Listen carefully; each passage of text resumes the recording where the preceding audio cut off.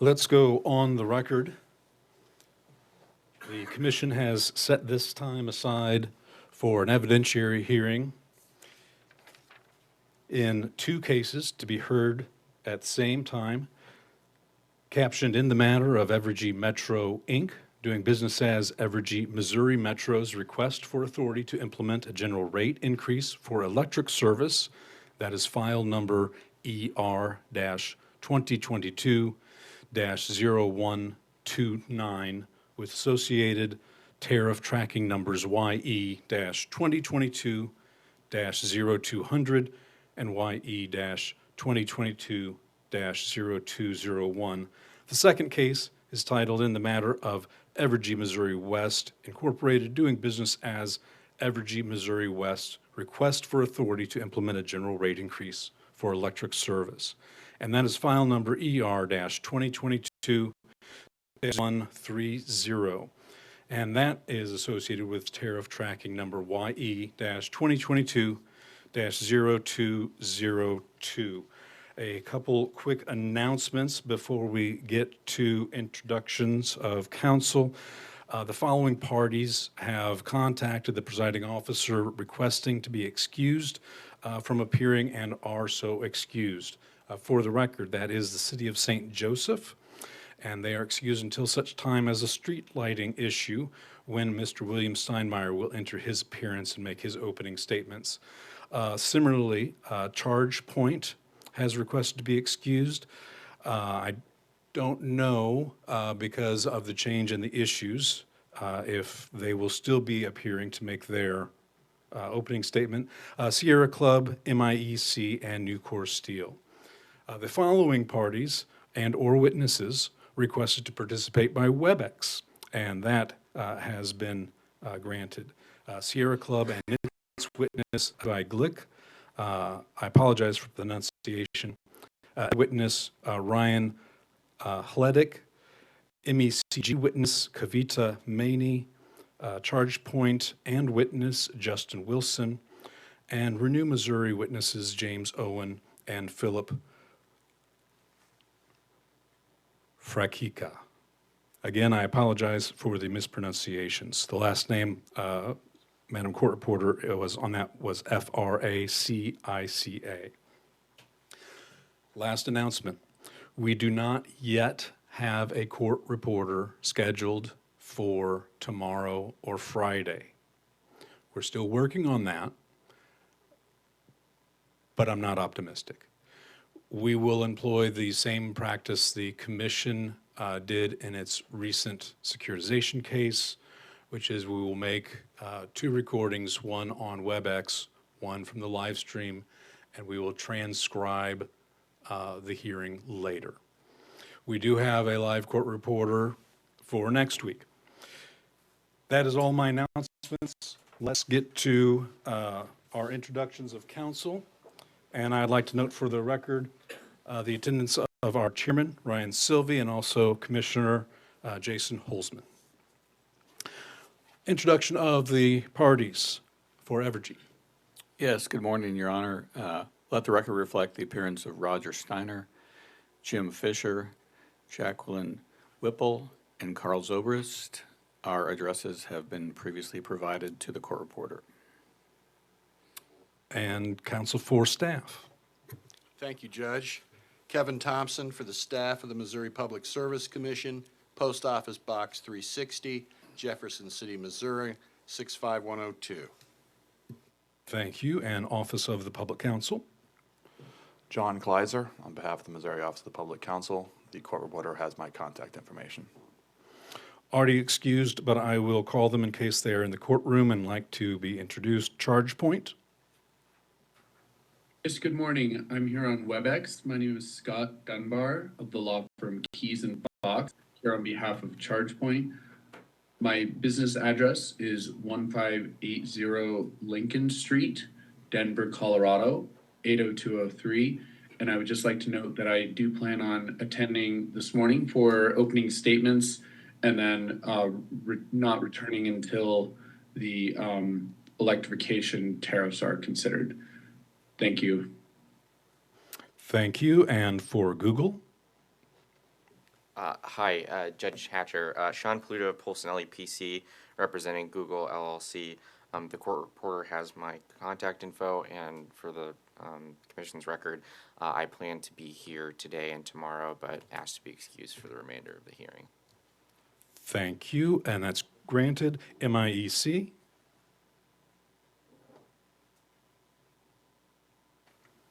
And they have been excused. Renew Missouri? Good morning, Elisa Greenwald on behalf of Renew Missouri. My business address is P.O. Box 413071, Kansas City, Missouri 64141. Thank you. And Sierra Club, already excused, but I believe they were going to be in attendance the first day. I was mistaken. Let's go to, those were the parties for file number ER-2022-0129. I believe I may have been overlooked. Tim Opitz on behalf of the Midwest Energy Consumers Group.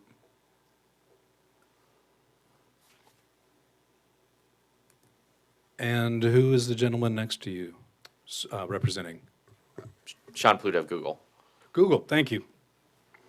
MECG. Yes, I did skip right over you. Thank you. No problem, Judge. I guess I'll just say for the record, Tim Opitz on behalf of MECG. Thank you, Mr. Opitz, for catching that. That wraps up the parties that we have for our first case, and that references Evergy Metro, ending in file number 0129. For the four parties that are only interveners in file number 0130, and that's related to Evergy, Missouri West. Already excused, but I'll call City of St. Joseph. And as stated, Mr. Steinmeier will be here later. Dogwood Energy. And again, Nucor Steel, already excused. Judge Hatcher, Mark Ellinger on behalf of Nucor Steel, Sedalia LLC, and my contact information has been provided to the court reporter. And I would ask to be excused for the remainder of the openings to appear again tomorrow. Granted. Thank you. And Velvet Tech Services. Your Honor, Stephanie Bell, Ellinger and Associates, on behalf of Velvet Tech Services. My contact information has been provided to the court reporter. Thank you. Thank you, counsel. We will now get to opening statements. I just started the next course in my meds. 2 days in, I'm going, oh. If I can ask everyone on WebEx to please themselves. Took it yesterday. It sneaks up on me like that. You know, I don't even realize it. And all of a sudden, Jackie, if you could look in on our WebEx, please. oh, raise very close. Oh, yeah, and thanks. Yeah, that's good for so other We'll people give this just a moment. Let's go off the record. Let's go. We're going to be beginning opening statements today. That will be our only item on today's to-do list. To give you a preview, we will be adjourning at about 9:45 or 10 till 10.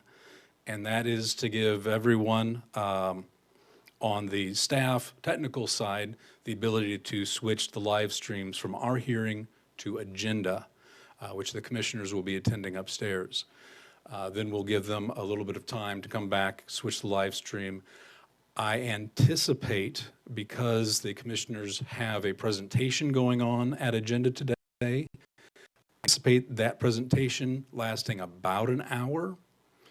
By my calculation, that would mean agenda would end somewhere around 10:30 or 10:45, leading into an hour-long presentation, which would mean that we would potentially be coming back here at 11:30 or so. And that doesn't seem very wise to me, to come back for just half an hour. Unless there are any objections, my intention then is to recess from, give or take, 9:45 until 1 o'clock. Does anybody see any problems with finishing opening statements today with that break in the middle? Anybody have a problem with that break in the middle? Excellent. Then we have about an hour to go right now, and we'll start with opening statements. Evergy, would you please lead us off?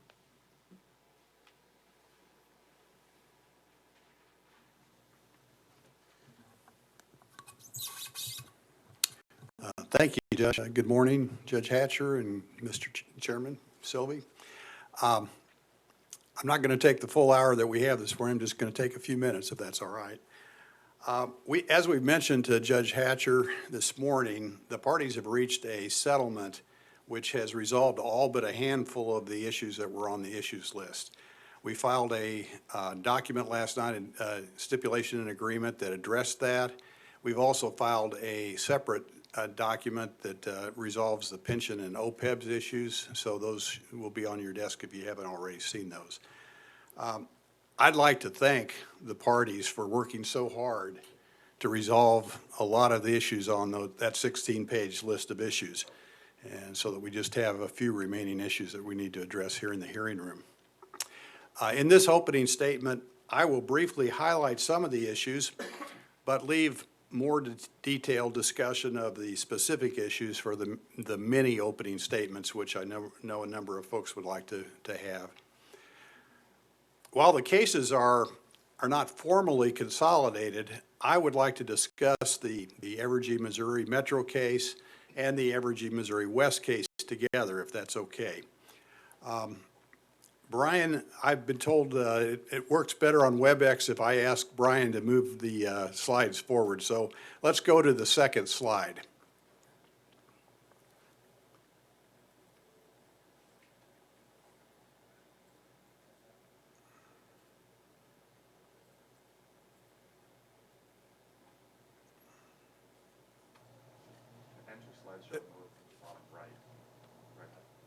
Okay, there we go. That's the right slide. This is just the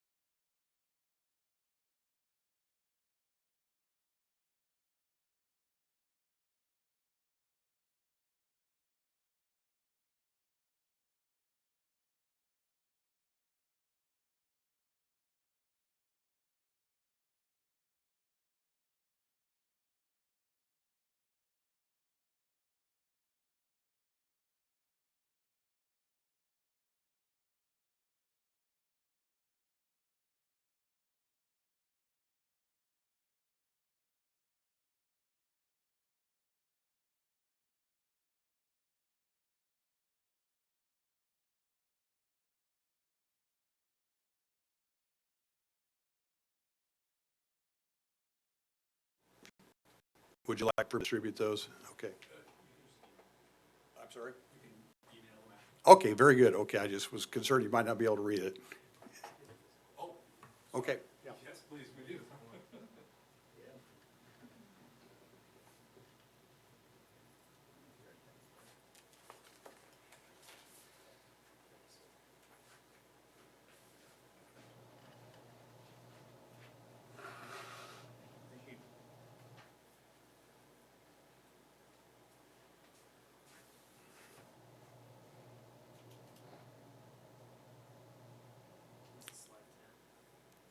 Okay, this is slide 10, that's fine. We'll just go there. In 2021, Evergy, on a total company basis, has invested over $1 billion in new capital investments from projects designed to improve reliability across Evergy's service territories. This slide highlights the areas of grid modernization benefits. Based on identified potential benefits, specific projects or planned asset replacements are developed to deliver on those benefits. Let's go to slide 11, Brian.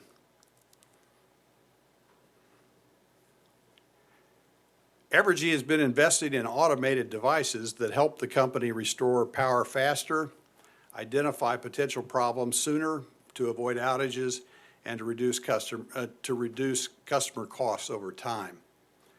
Before investing in grid projects, Evergy evaluates the need for the project and its ability to provide benefits to our stakeholders.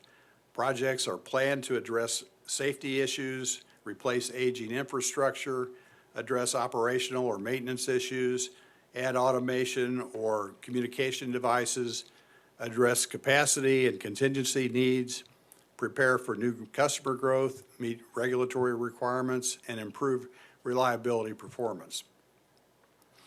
Deploying these technologies allows Evergy to better manage the grid, provide more real-time information, and enable smoother integration of distributed energy resources.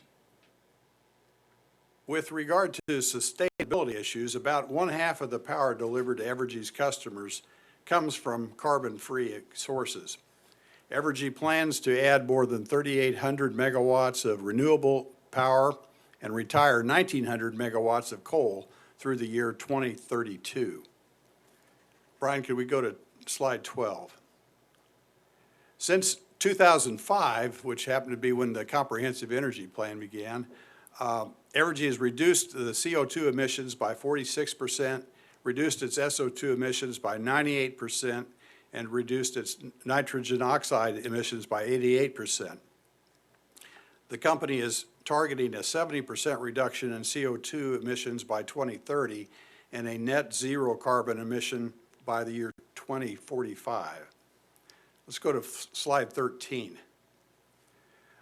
The company is also supporting a rate modernization proposal in this case that involves innovative rate structures and a rate design proposal that's designed to gradually move the residential class and other classes closer to their respective costs of service. Chuck Casely, Kim Winslow, Brad Lutz, Marisol Miller, and Craig Brown will be our witnesses discussing in detail the rate modernization proposal, the innovative rate plans and pilot programs, the Evergy's class cost of service study, and our rate design recommendations. In this case, Evergy is requesting continued time of use rates that provide customers choices about using energy during their off-peak periods and paying lower rates for that use if it's done during the off-peak period. Evergy's current time of use program for customers has reduced on-peak demand for energy and provided annual bill savings for participating residential customers. Evergy's request also includes more choices for customers in electric rates. Now, building on the success of its time of use program, Evergy seeks to introduce additional rate options, including expanding time of use options and a subscription pricing pilot, prepayment options, and other sustainable rate programs. Evergy also presents revised business transportation electrification initiatives that include a rebate program and a business time of use rate designed for EV charging. The proposals in this case address customers' desires for rates for service, payment options, and programs that reflect their individual lifestyles and needs. I'm going to discuss those particular programs in more detail when we get to the mini openings later in the hearings. Brian, can we go to slide 14? Yeah. Now, this slide is designed to show the Commission the impact of fuel and purchase power on both cases. It's clear from the slide that the West case is entirely driven by fuel and purchase power. For West, the company is rebasing an incremental $56.1 million of fuel and purchase power, but increasing the revenue requirement by $42.5 million based upon the current settlement document. The overall effect of rebasing the fuel and purchase power in the West case is to lower the non-fuel component of the rates by $13.6 million. Now, this fuel impact will be an important part of our discussion about the PISA deferral issue that will be heard at the end of the hearings. For the Missouri Metro case, on the other hand, the fuel impact is $5 million, while the settled revenue requirement increase is $25 million. Then let's go to the last slide, Brian. After the filing of the stipulation and agreement, there remain several issues that will need to be decided by the Commission.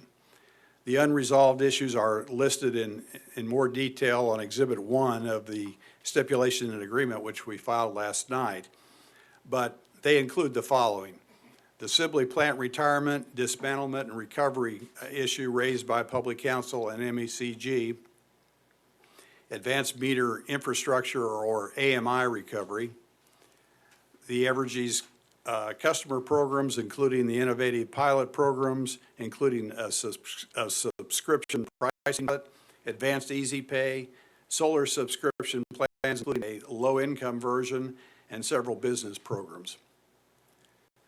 The fourth big area is the class revenue allocations and rate design, including time of use rate proposals. We also have an issue related to the Central Nebraska Public Power District Hydro PPA recovery. We have an issue on PISA deferral. The City of St. Joseph has raised some street lighting issues, and there are some resource planning issues raised by the Sierra Club. We'll plan to address those issues in more detail as they are tried, and I'm happy to answer your questions, and I appreciate your attendance and attention today. Thank you, Mr. Fisher. Are there any questions? We'll move on in opening statements. Thank you, sir. For the staff. And while Mr. Thompson makes his way up, I'd like to state for the record the attendance of Commissioner Roop, who has just arrived. Thank you, Judge. May it please the Commission. My name is Kevin Thompson. I represent the Commission's staff. Staff, as you know, is neutral in these proceedings. We do not favor either the company or the ratepayers. Our job is to advise the Commission as to how much additional revenue, if any, is justified by the facts, and to propose resolutions of the other remaining issues that will best serve the public interest. These general rate cases were filed on January 7, 2022. At that time, the company sought $52 million in additional revenue for Metro and $54.5 million additional revenue for West. After staff's thorough audit, careful preparation of these cases for hearing, and by virtue of prolonged negotiations, the parties have settled most of the contested issues, as Mr. Fisher told you. Subject to Commission approval, the parties proposed $25 million in additional revenue for Metro and $42.5 million additional revenue for West. These figures are significantly less than the company originally sought. Not all issues have been settled, however. Tomorrow, you will hear about issue number 2, the Sibley Generating Station, a 3-unit coal-fired generating station that has been prudently retired by Evergy Missouri West. Utilities recover the value of their investment in plant through depreciation expense. but Sibley had not been fully depreciated when it was retired. Staff recommends offset of the unrecovered value of Sibley, $145.6 million, by both the deferred depreciation expense of $41.4 million authorized in the 2018 rate case, and also the AAO from case number EC-2019-0200, amounting to $91.2 million, both of which have already been authorized for deferral. Staff recommends amortization of the residual regulatory asset of $12.4 million in the cost of service over 5 years. The unamortized balance of this residual amount should not be included in rate base. The $91.2 million I spoke of includes $49.5 million in rate of return. Keith Majors and Cedric Cunningham will testify on this issue for staff. On Friday, you'll hear about issue number 4, Advanced Metering Infrastructure, or AMI. Staff recommends a $6.3 million disallowance for Metro and a $3 million disallowance for West because the companies retired perfectly good smart meters in order to replace them with more sophisticated smart meters that permit remote disconnection if the customer is in arrears. The meters that were retired had more than half of their useful lives remaining. Customers should not be required to pay for unnecessary meter replacement. Claire Eubanks will testify for staff on this issue. On Tuesday of next week, you'll hear about a number of pilot programs in issue 23. With respect to the solar subscription tariff, staff is opposed to any changes. Staff advises the Commission to say no to the renewable energy battery storage pilot, the advanced easy pay pilot, and the subscription pricing pilot. The companies also seek waivers from certain aspects of the Commission's Rule 13, billing and payment standards. That rule provides protections for customers in the area of utility bills, utility disconnections for unpaid bills, and the like. The Commission should say an emphatic no to that request. Contessa King, Scott Glasgow, Corey Boosted, and Cedric Cunningham will testify for staff on the pilot programs issue. Also on Tuesday, you will hear issue 25, tariff revisions. Staff advises the Commission to require the companies to retain the word pilot in their economic relief pilot program tariff. Jordan Hall will testify for staff. On Wednesday, you will hear issues 1820 regarding class cost of service and rate design and electrification tariffs, respectively. Sarah Lange will testify for staff on both issues. Rate design refers to the process of designing rates and tariffs that will, over the course of a year, collect the authorized amount of revenue for the companies from their customers. Class cost of service refers to the analysis that matches costs to cost causers so that customers will pay no more than their fair share. Issue 20, the electrification tariffs, refers to the proposed electric vehicle charging rates, the proposed business electric vehicle charging service, the proposed electric transit service rates, and the proposed commercial electric vehicle charger rebates. Staff urges the Commission to deny each of these proposals. On Thursday, you will hear issue 15, rate base, issue 3, resource planning, and issue 43, street lighting. Staff has no position on the first two of these issues. Jordan Hull will testify for staff on the issue of resource planning purely for informational purposes. Staff has no witnesses on the remaining two issues, but will make Sarah Lange available on the issue of street lighting if the Commission has any questions for her. With respect to street lighting, staff opposes any tariff changes. Finally, on Friday of next week, the last day of hearing, you will hear the remaining parts of issues 5 and 6, the fuel adjustment clause and fuel and purchased power. Sean Lange will testify for staff. He will tell you that the cost of the Central Nebraska Public Power and Irrigation District Hydro Purchased Power Agreement should not be included in Metro's FAC base factor. Brad Fortson will testify with respect to the PISA deferral. Staff has no position on that. We have an exciting 2 weeks planned for you. Thank you for your attention, and I'll answer any questions. Thank you. Any questions for Mr. Thompson? We'll move on to Mr. Opitz. Did you wish to make an opening statement? Your Honor, understanding that there's many openings, I'll just reserve until then. Thank you. Understood. We'll move on to Renew Missouri. And the next on the list that was submitted is MIEC, excuse me, which already requested to be excused and to also make their mini opening statement. But I will go ahead and call on them just in case they've changed their mind. MIEC. Renew Missouri.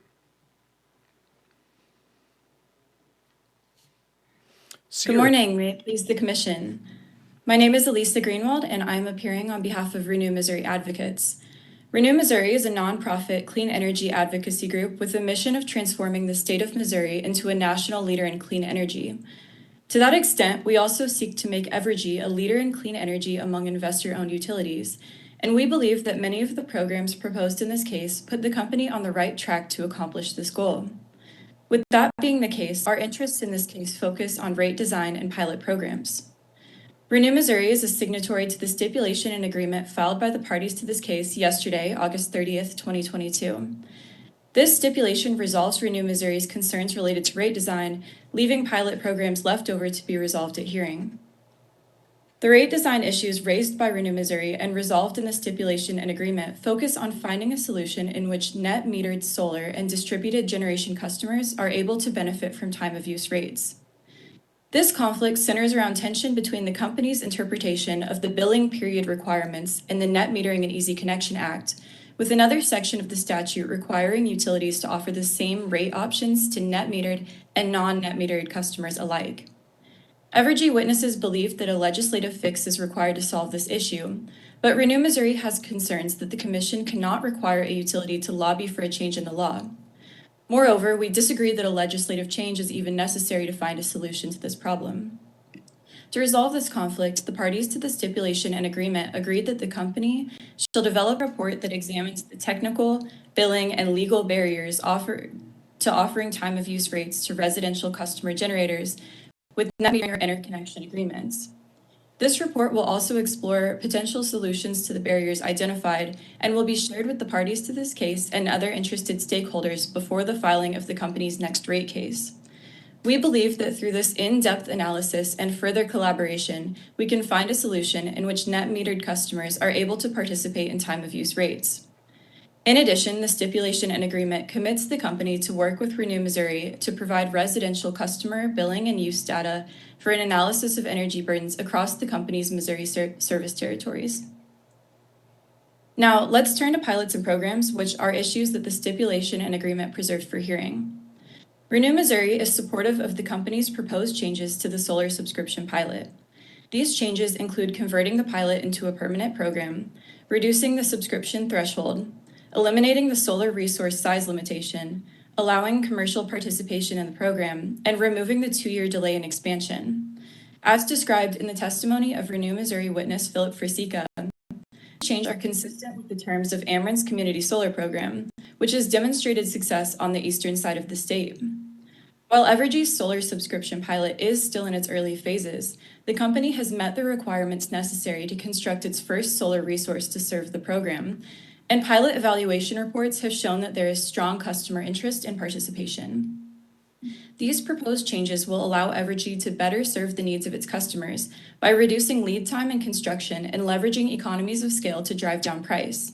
We request that the Commission approve these changes to the solar subscription pilot as proposed by the company. Renew Missouri is also supportive of the company's proposed residential battery energy storage pilot, which will allow Evergy to gain operational knowledge to build out and further expand a distributed battery program in the future. Residential batteries have significant potential for demand response and lowering customer bills, And Renew Missouri agrees with the company that simply studying the deployment of residential batteries is no substitute for hands-on operational knowledge. Similar programs have been implemented with success around the country, leaving customers with lower bills and utilities with greater demand response resources.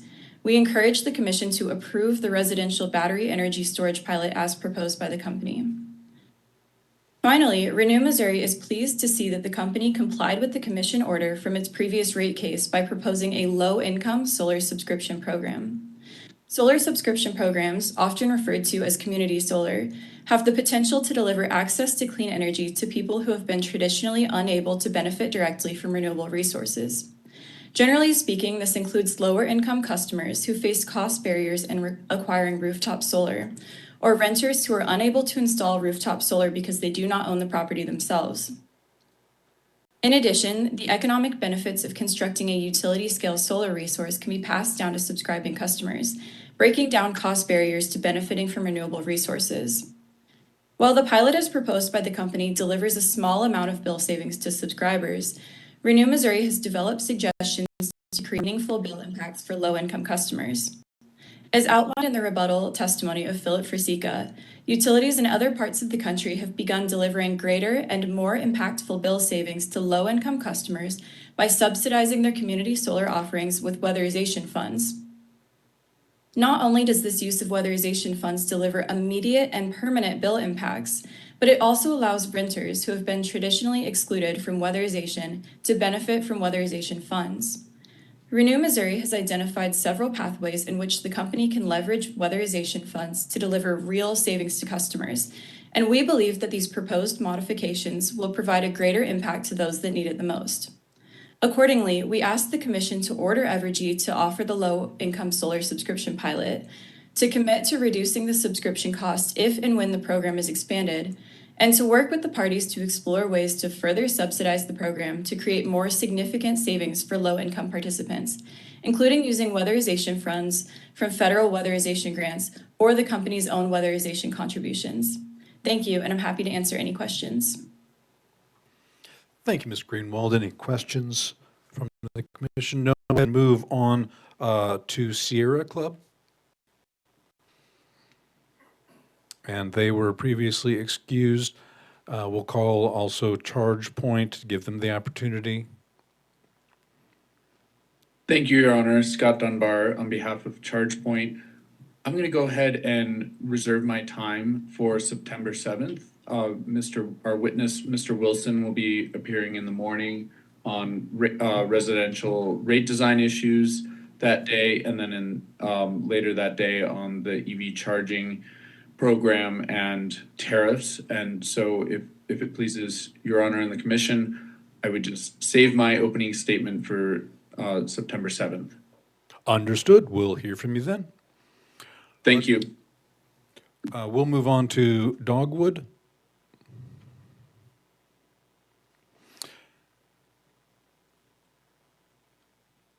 And Google. Did you already tell me you were reserving yours as well? I have a short opening. Okay, go ahead, please.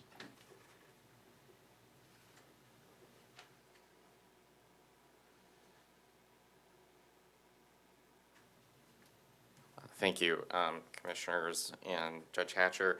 In the interest of time, I'll keep this brief. Google intervened in this case because, Sean Pluto on behalf of Google. Google intervened in this case because it is potentially interested in developing data center facilities in the Evergy metro area. This would make Google one of the largest customers in the Evergy metro area, should that come to pass.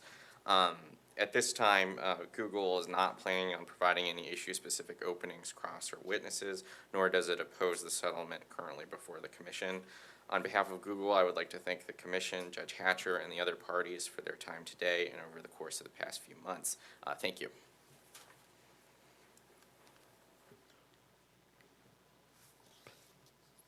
Thank you, sir. We'll move on to Ms. Bell for Velvet Tech. Your Honor, we'd like to reserve our openings for tomorrow and do a mini opening then. Thank you.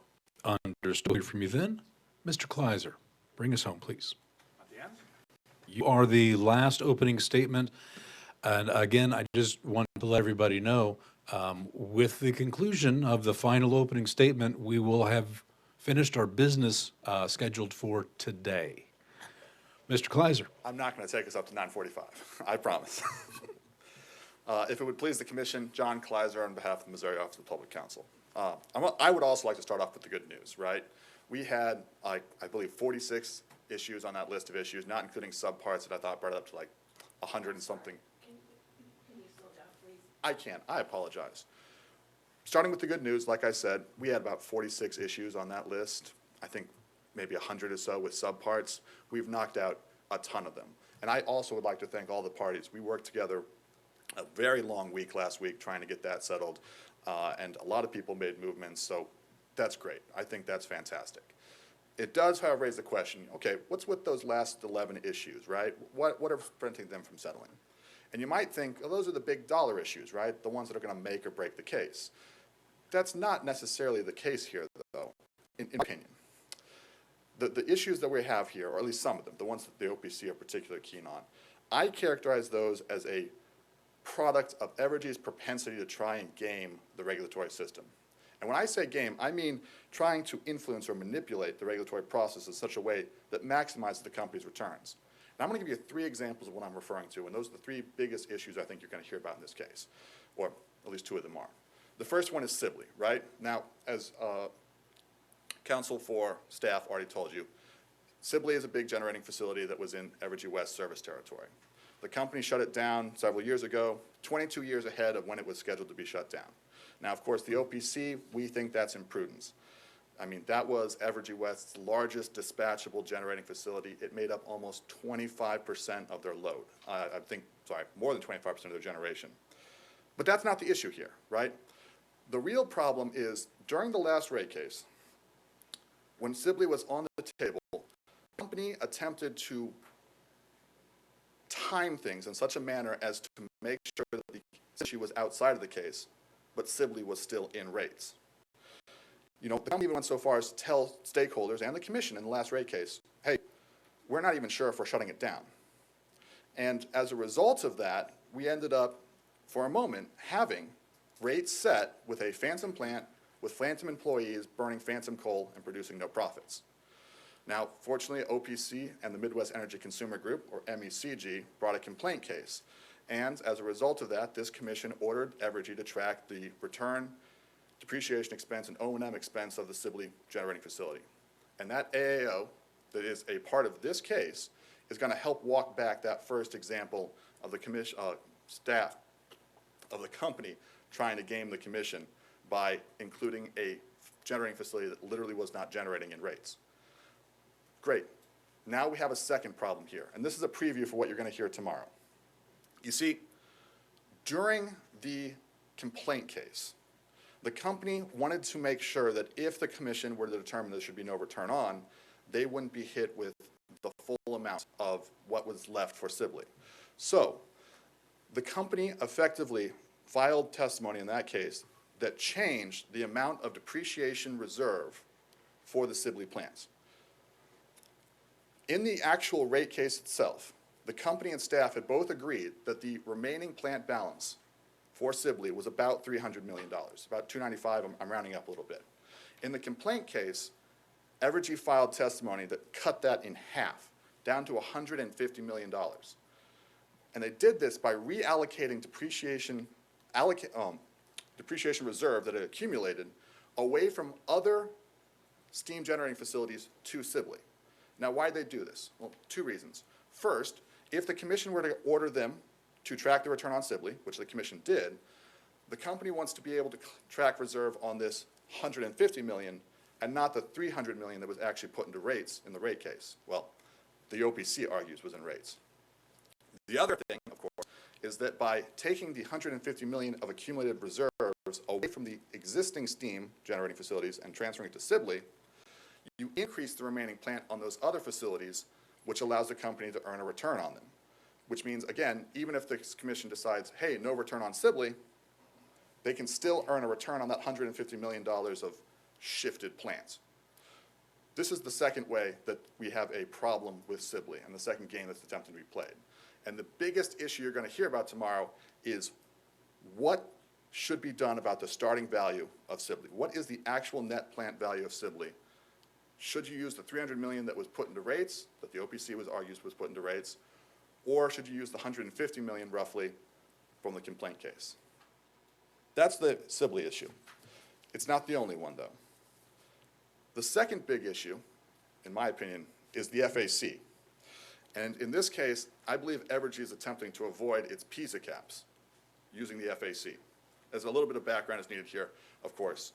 Evergy elected for plant and service accounting, commonly known as PISA. The legislation that created PISA, which I believe at least one of our commissioners is intimately aware of, includes legislative caps. And if you go above the rate cap, you lose the revenue as part of a performance penalty. In this case, Evergy Metro isn't at risk of hitting those caps, but Evergy West is. You think, why not Metro and why West? Well, the answer for that actually goes back to the previous issue. You see, when Evergy shut down Sibley, they didn't replace it with anything. They didn't build new generation. They didn't enter into any energy contracts. As a result, they'd have to buy all their energy off the SPP market, and they can't offset it with energy that they're selling into the market. That's why you have such a huge amount of purchase power costs for Evergy. If you think back to the graph that you saw from Council for Evergy, and you saw that huge bar on the west side, that's exactly why that exists. They need to replace Sibley with something, either generation or energy contracts. The fact that they haven't has put a huge amount of costs on customers, which, when combined with the PISA investment, is bringing West dangerously close to hitting its caps.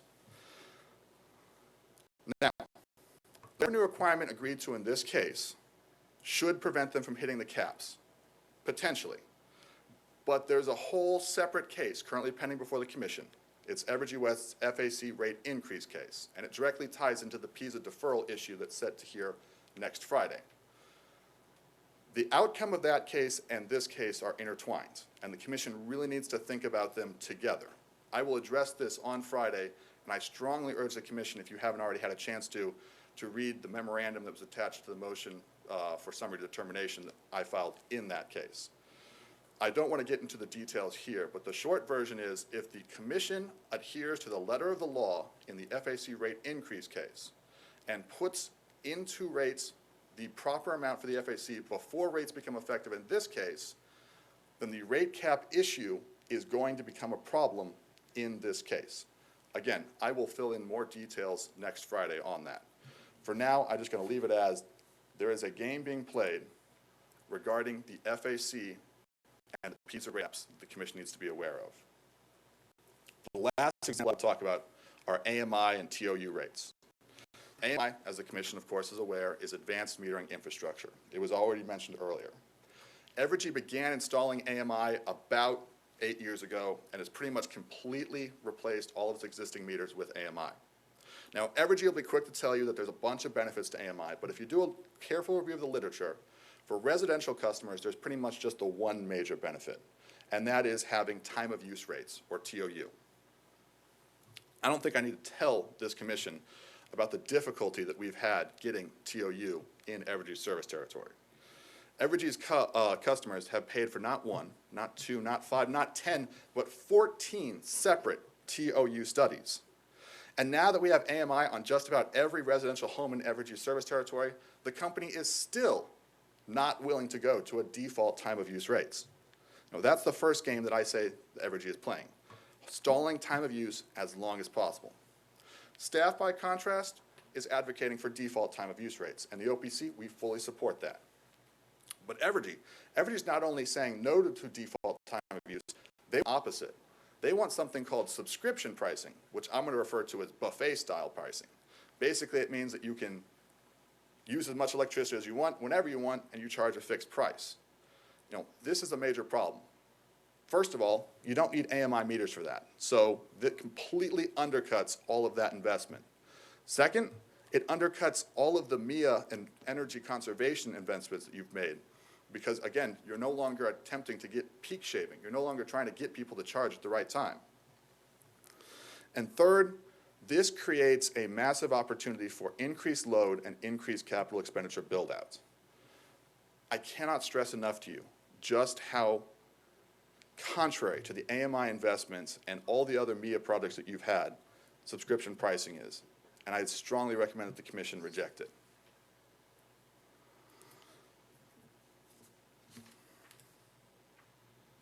So let's talk about why we need the new meters. This was already briefly addressed by counsel for staff.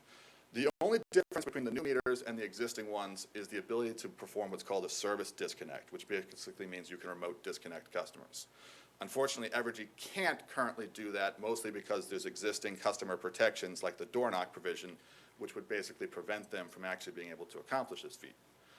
The original AMI meters that were put in place, like I said, about 8 years ago. We are seeing them being removed after as little as 4 to 5 years, and these things have a 20-year average service life based on the battery that's inside them. So we're not even seeing like a fifth of the value of these meters being recovered before they're being removed.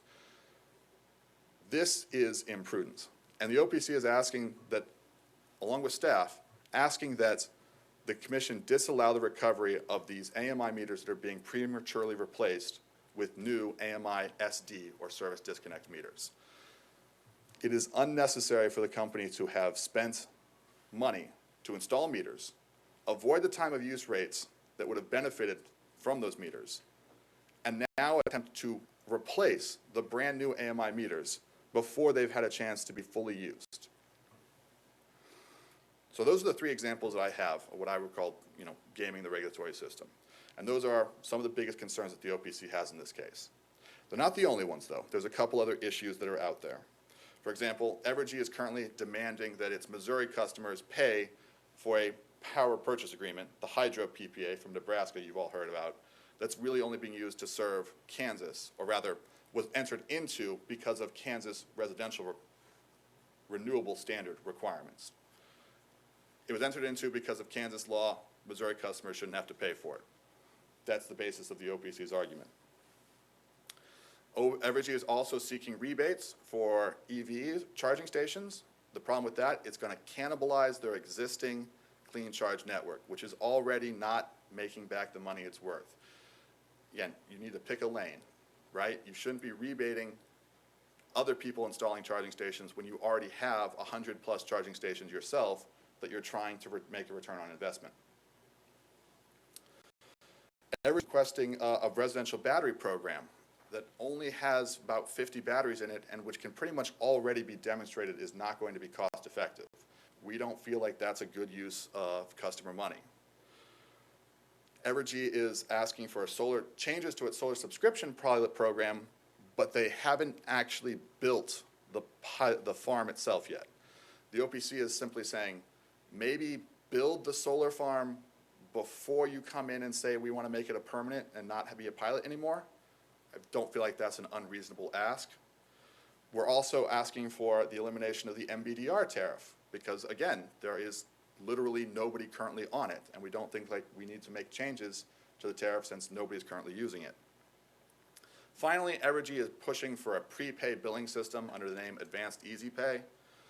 The simple answer here is customers can literally already prepay their bills. And if you're an Evergy customer, you can just pay more than what you're actually charged, and the remainder will stand around waiting to be used against your next charge. All their program does is let you be disconnected fast if you fail to make the prepayments. It's not helpful to customers. So over the course of the next few days, you're going to hear from multiple OPC witnesses who will explain the various problems with all the issues that yet remain for hearing. And I urge this commission to ask our witnesses any questions you might have, even if you disagree with us, especially if you disagree with us. I think that the stipulation in this case can demonstrate that the OPC is not completely unreasonable. The reason that we're disagreeing with the remaining issues is simply because they make no sense when you come right down to them. Look at what the companies requested, look what the parties have agreed to, and recognize that the last few straggling programs are just chaff. They're unnecessary, unhelpful red herrings that Evergy does not need to serve its customers and does not meaningfully benefit them. And with that, I'll ask if there's any questions. Thank you, Mr. Kleiser. Any questions? Thank you, sir.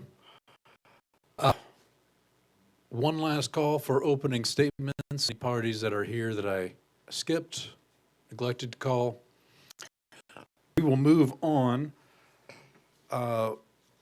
We can all disregard my instructions for lunch, and you can take as long as you like, unless you work here in the building, and then you probably need to ask a supervisor. Tomorrow, we will come in again at 8:30 a.m., set up with the same technology, and we will go over the Sibley issue. Anything else left to discuss today before we adjourn? Your Honor, there's one item I'd like to mention in the, I think it was labeled the corrected list of issues that talked about the order of cross. There was a general statement indicating for many of these issues, they should be heard from least adverse to most adverse for the witnesses. I don't think what's filed, I just want to let you know, I don't think what's filed in that as the example is the appropriate order for Sibley issues. And I guess I can talk with the parties to come up with an appropriate list if you require. Otherwise, we can handle that tomorrow. I prefer the parties to work out as much as they can. I don't need a formal filing. Email works fine. This is all procedural. If you can give me a heads up a couple minutes before we start, that would be awesome. I will attempt to do that. Thank you, Your Honor. Okay, thank you. Anything else? Sorry for the informality. Okay, we are adjourned for today. We are off the record.